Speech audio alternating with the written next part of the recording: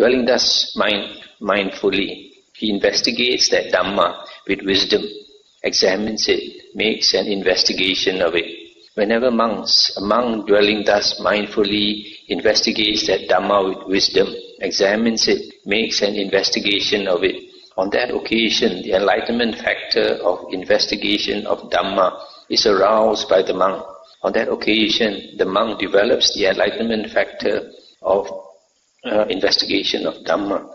On that occasion the enlightenment factor of investigation of Dhamma comes to fulfillment by development in the monk. Stop here for a moment. So you see carefully how the bojjhangas develop. It's not in any order, Firstly, you must learn the Dhamma first. That's why in some other suttas, especially I think in the Satipatthana Sutta, the Buddha mentioned, before he wanted to teach a monk how to meditate using the Satipatthana, the Buddha said, you must first establish two foundations. One is sila, moral conduct. The second one is right view. And right view comes from listening to the Dhamma. That's why I see here, when you come into contact with Arahant, the first thing, the most important thing is to learn the Dhamma from him. After you learn the Dhamma, then you recollect the Dhamma, that is sati. So sati is the first factor to practice, out of these 7 bojjhangas. The first one you need to practice is sati, recollecting the Dhamma first. After recollecting the Dhamma, then you investigate the Dhamma, you reflect on the Dhamma. That is the second factor called investigation of Dhamma, Dhamma Vichaya. While he investigates that Dhamma with wisdom, examines it, makes an investigation of it, his energy is aroused without slackening. Whenever a monk's energy is aroused without slackening, as he investigates that Dhamma with wisdom, examines it, on that occasion the enlightenment factor of energy is aroused by the monk. On that occasion the monk develops the enlightenment factor of energy. On that occasion, the enlightenment factor of energy comes to fulfillment by development in the monk. So the third factor to develop is energy. Because after you have heard the Dhamma and you recollect it and you investigate it, then you understand how to practice the Dhamma. So having understood how to practice the Dhamma, you put the practice into motion, that is energy, using energetic effort to practice the Dhamma. So there is energy. Practicing the Dhamma means you recall the Dhamma, you sit in meditation, you keep your precepts, etc. Sila, Samadhi, Panya. So that's the third factor to practice. When his energy is aroused, there arises in him spiritual delight. Whenever monk's spiritual delight arises in a monk whose energy is aroused, on that occasion the enlightenment factor of delight is aroused by the monk. On that occasion the monk develops the enlightenment factor of delight, piti. On that occasion the enlightenment factor of delight, piti, comes to fulfillment by development in the monk. So here the fourth factor to develop after energy is delight. When you put energy in meditation, this delight, piti, arises. Now what is spiritual delight? You turn to page 1284. 1284. We went through that sutta in case you have forgotten. Okay. Actually the bottom of 1283. And what monks is carnal delight? Then the Buddha said, monks, there are these 5 chords of sensual pleasure. The delight that arises in dependence on these 5 chords of sensual pleasure, this is called carnal delight. And what monks is spiritual delight? Spiritual delight is secluded from sensual pleasures and from unwholesome states. A monk enters and dwells in the first jhana, which is accompanied by thought directed and sustained, with delight and happiness born of seclusion. With the subsiding of thought directed and sustained, he enters and dwells in the second jhana, which has internal confidence and unification of mind, is without thought directed and sustained, and has delight and happiness born of concentration. This is called spiritual delight.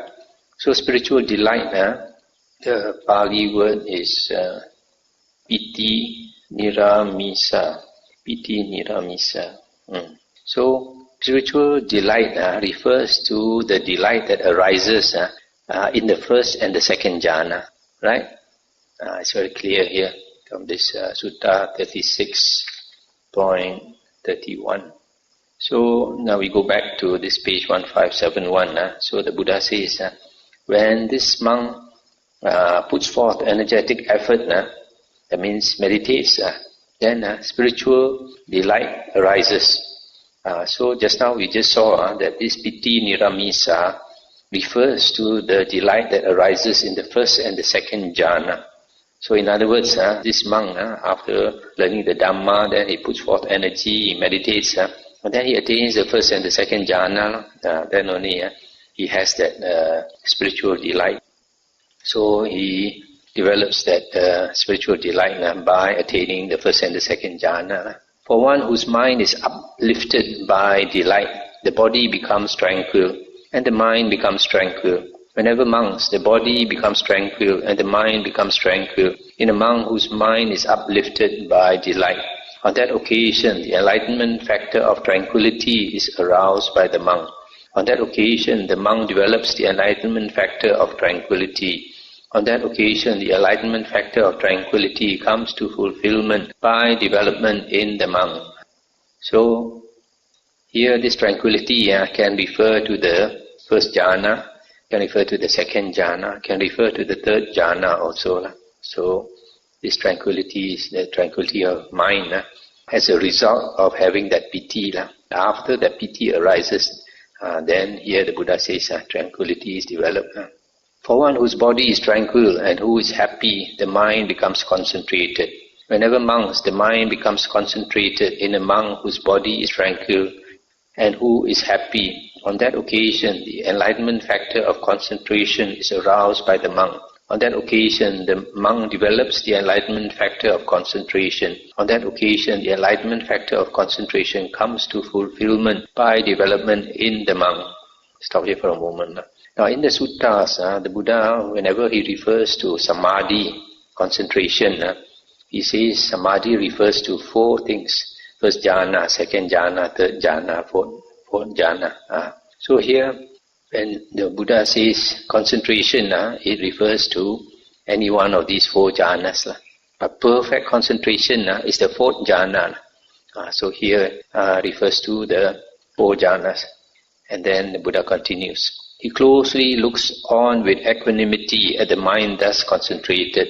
Whenever monks, a monk closely looks on with equanimity at the mind thus concentrated. On that occasion, the enlightenment factor of equanimity is aroused by the monk.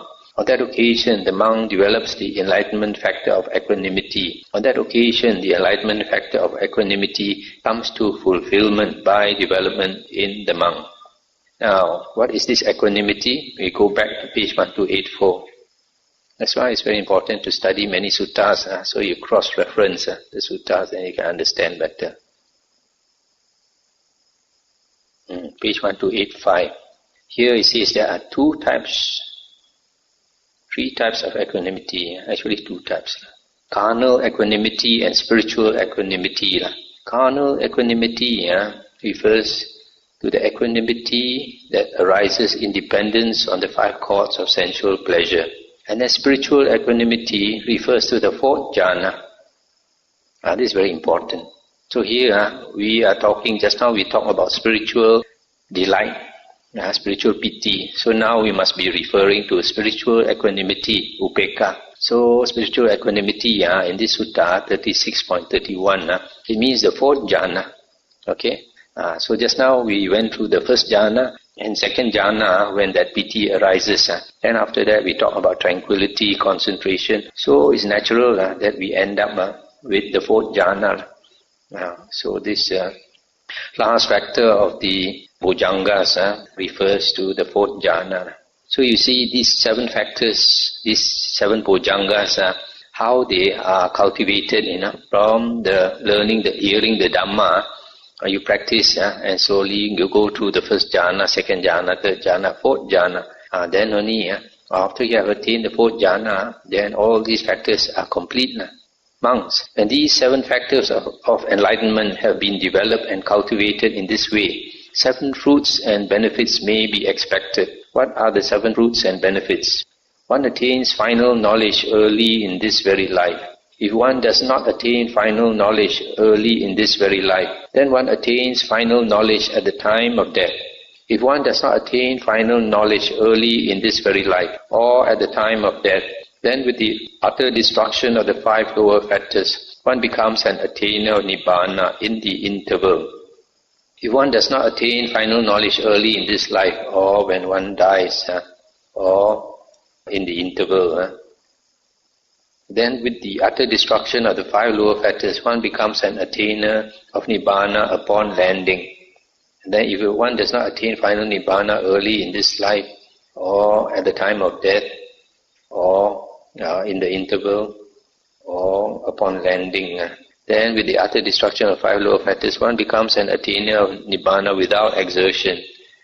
Then after that, with exertion, then after that, one bound upstream, heading towards the Akanita realm. So these are the 7 factors, the 7 fruits and benefits to be expected. The last few benefits are mentioned, bound for the Akanita realm, and then with exertion, without exertion, upon landing, and in the interval. These 5 descriptions refer to the Anagamin. The Anagamin person, after he passes away, he can attain Nibbana in these 5 ways. This one we won't talk about it tonight. We'll come across it some other day. So this is a very important sutta. It explains very clearly how to develop the 7 bojjhangas. This is one of those very important suttas. A lot of monks, they don't refer to. In fact, if you want to learn meditation, you want to learn the practice of the holy life, this is the type of sutta you want to understand, how to practice the bojjhangas in the right way, systematically, one by one. Even like the Noble Eightfold Path also is to be practiced systematically from the first factor, right view onwards. A lot of people don't understand, they come to the Dhamma, they start practicing the last factor, meditation.